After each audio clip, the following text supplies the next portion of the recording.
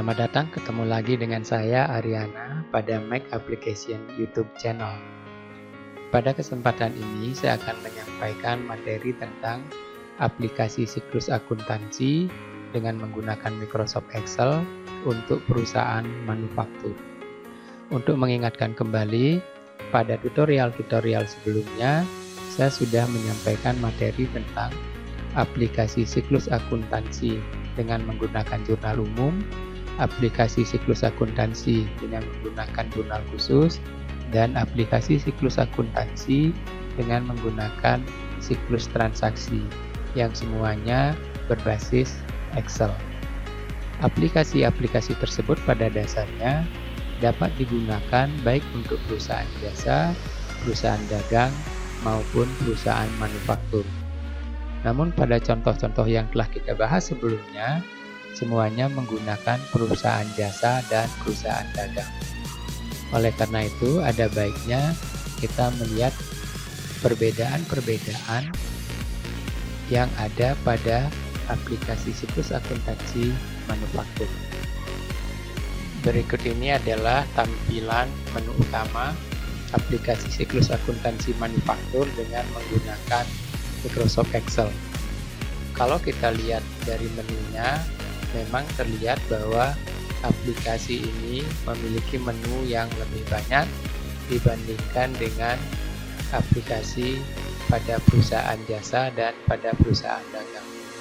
Ini bisa kita pahami karena memang dilihat dari aktivitas utamanya, perusahaan manufaktur tentu kegiatan utamanya lebih banyak dibandingkan dengan perusahaan jasa dan dagang pada umumnya. Paling tidak, nanti akan ada aktivitas-aktivitas yang ada pada perusahaan manufaktur yang tidak ada pada perusahaan jasa dan perusahaan dagang. Dan ini juga yang menyebabkan adanya nanti perbedaan dalam jenis dan karakteristik transaksi yang terjadi pada perusahaan manufaktur. Seperti halnya aplikasi-aplikasi yang kita sudah buat sebelumnya, aplikasi siklus akuntansi manufaktur dengan menggunakan Excel ini juga melibatkan beberapa sheet yang saling terkait. Sheet-sheet tersebut dapat kita lihat pada menu utama ini. Karena sebagian dari menu utama ini sama dengan apa yang sudah kita bahas sebelumnya, maka untuk penyampaian sheet yang digunakan ini saya percepat saja.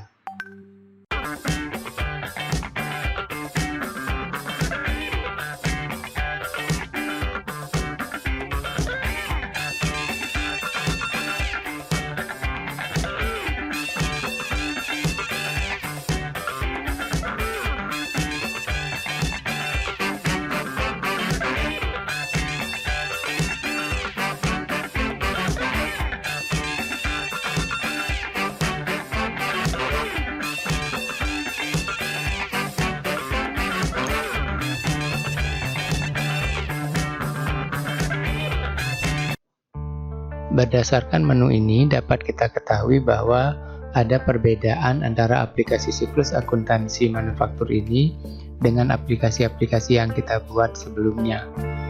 Perbedaan itu dapat kita lihat pada bagian setup awal, itu adanya sebuah sheet khusus tentang biaya. Karena kita ketahui pada akuntansi manufaktur, komponen biaya ini merupakan bagian penting. Kemudian pada bagian siklus transaksi, kita lihat juga ada sebuah sheet yang baru, yaitu siklus penggunaan bahan, yang kita tidak temukan pada aplikasi pada perusahaan jasa maupun pada perusahaan dagang. Berikutnya, pada bagian jurnal, kita lihat ada yang baru diantaranya adalah tentang adanya jurnal penggunaan bahan, yang juga kita tidak temukan pada aplikasi-aplikasi sebelumnya.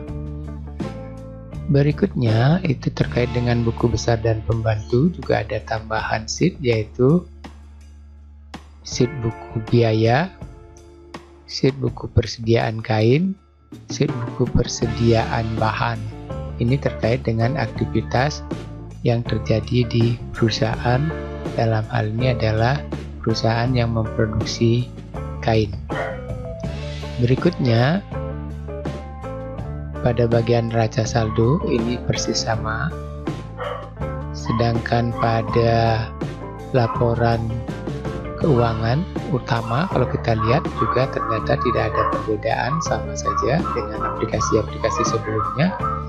Nah, perbedaan yang benar-benar baru kita lihat ya, adalah adanya sebuah kelompok baru berupa laporan biaya ya, di mana di dalamnya ada beberapa sheet yang baru. Itu adalah menyangkut rekap biaya dan biaya produksi.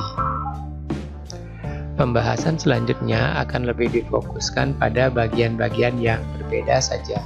Bagian-bagian yang sama karena sudah pernah dibahas pada tutorial saya sebelumnya, silahkan dilihat pada tutorial yang sudah saya buat tersebut. Pada dasarnya, aplikasi siklus akuntansi manufaktur ini mengikuti model aplikasi siklus akuntansi dengan menggunakan pendekatan siklus transaksi. Artinya, pencatatan bukti-bukti transaksi tersebut nanti dilakukan pada siklusnya masing-masing. Siklus pembelian, siklus penjualan, siklus kas ini persis sama dengan aplikasi yang sudah dibuat sebelumnya. Berikutnya kita coba lihat siklus bahan, siklus penggunaan bahan. Seperti halnya pada siklus-siklus yang lain, pengisian siklus penggunaan bahan ini dilakukan dengan mengentre atau menginputkan informasi yang ada pada bukti transaksi. Sebagai salah satu contoh, tanggal 1 Januari 2017, bukti permintaan penggunaan bahannya itu nomor 1 dari seksi persiapan. Nah, ini kita buatkan validasinya sedemikian rupa. Kemudian nomor pusat biayanya kita lengkapi. Selanjutnya pusat biayanya ini dimunculkan secara otomatis nama pusat biayanya dengan menggunakan fungsi VLOOKUP sederhana. Kemudian nomor bahannya juga kita isikan.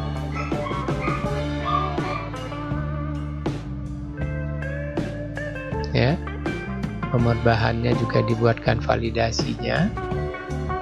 Nanti nama bahan akan dimunculkan secara otomatis dengan menggunakan fungsi lookup, VLOOKUP maksud saya seperti biasa ya. Selanjutnya ada nomor biaya, dan bagian terakhir ini memuat tentang jumlahnya berapa, harga satuannya berapa, sehingga bisa diketahui jumlahnya secara otomatis. Nah, setelah ini diisi secara lengkap seperti itu, maka mestinya transaksi ini akan muncul pada jurnal penggunaan bahan. Coba kita lihat pada jurnal penggunaan bahan. Nah, pada jurnal penggunaan bahan ini akan muncul data tersebut ya. Jadi sebesar 16.484.000 ini. Selanjutnya kita akan lihat bagian buku besar dan buku pembantu. Pada bagian ini ada buku pembantu yang baru, ada 3, tapi karena sama-sama sebagai buku pembantu, cara kerjanya hampir sama dengan yang 3 sebelumnya ini.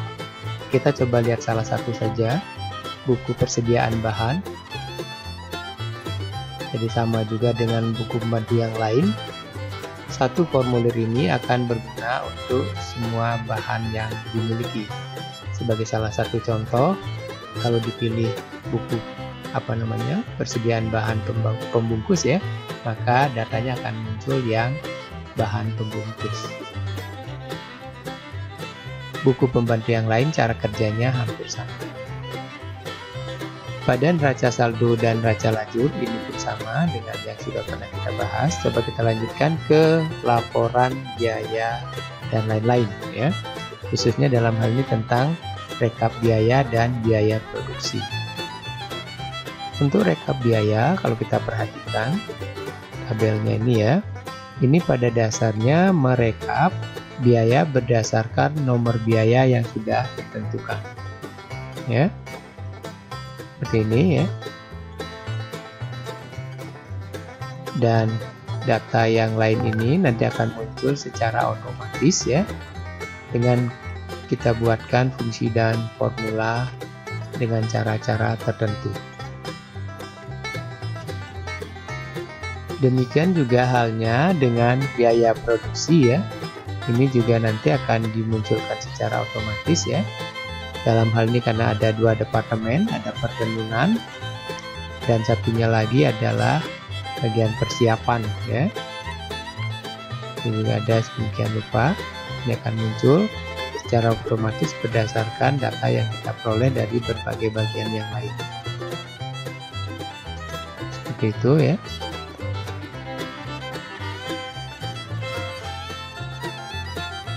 Selanjutnya kita lihat di bagian laporan keuangan.